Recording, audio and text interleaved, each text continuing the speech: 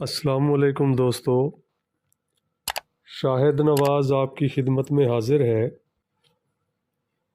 آج کا ہمارا ٹاپک ہے نیزل پولپ، ناک کا بد گوشت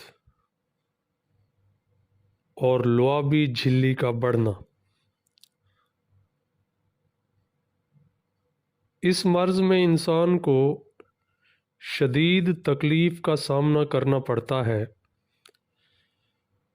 لیکن عموماً مریض اسے معمولی مرض سمجھ کر نظر انداز کرتے رہتے ہیں۔ ناک کے اندر جھلی میں ایک اضافی مواد بننا شروع ہو جاتا ہے۔ یہ مواد چربیلی قسم کا ہوتا ہے، جو کہ آہستہ آہستہ بڑھ کر ناک بند کر سکتا ہے۔ اس مواد کی وجہ سے ناک اکثر و بیشتر بند رہتی ہے اور نزلہ کی کیفیت طاری رہتی ہے۔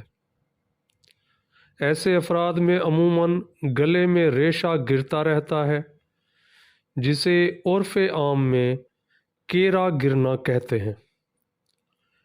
یہ مرض عموماً مزمن نزلہ، زکام کے بعد یا ناک کی باقاعدہ صفائی کرنے کے باعث لاحق ہوتا ہے۔ اب ہم اس کے ہومیوپیتھک علاج کی طرف چلتے ہیں۔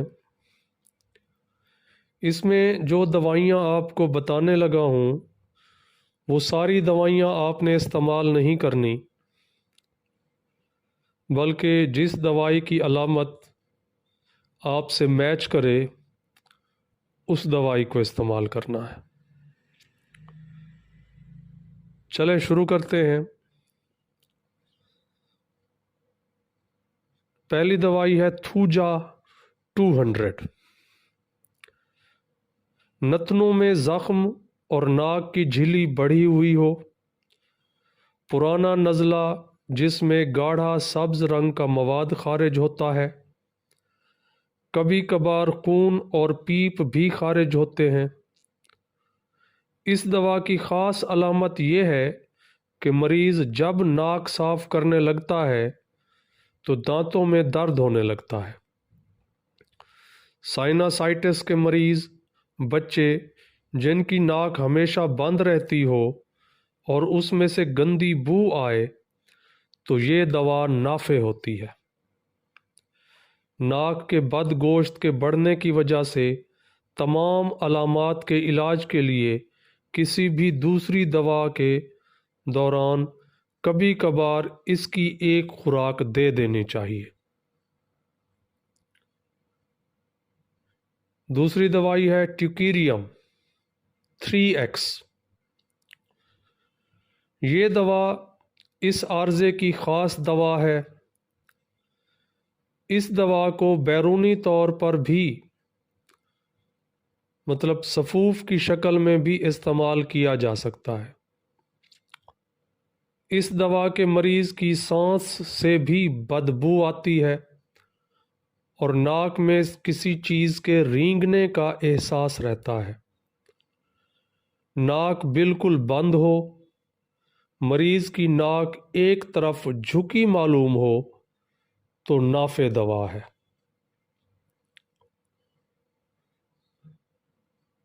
نیکسٹ ہے جیلسینیم 30۔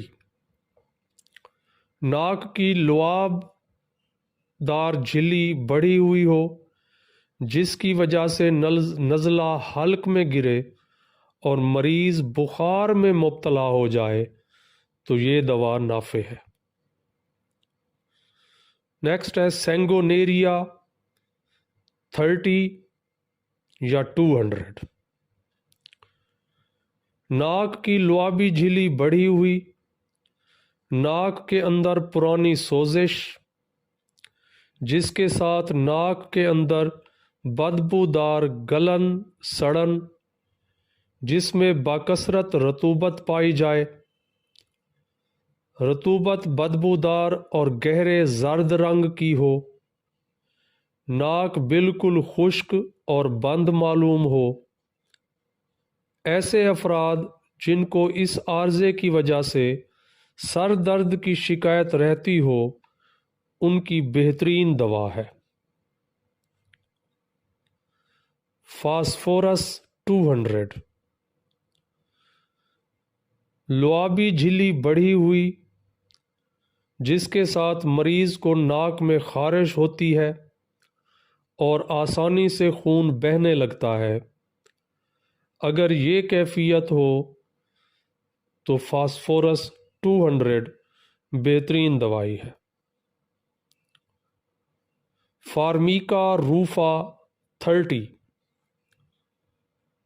زکام، لیکن زکام بند معلوم ہو، پولیپس کے بننے کے اوائل میں دی جائے تو غدود بڑھتی نہیں ہے۔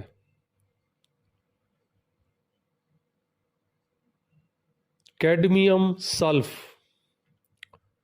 ناک کی ہڈی میں زخم اور السر کی کیفیت جس کے ساتھ ناک کی لعابی جھلی بڑھ جائے، اس دوا کے مریض کے ناک سے بدبو آتی ہے، اگر اس طرح کی کوئی کیفیت ہو تو کیڈمیم سلف بہترین دوائی ہے۔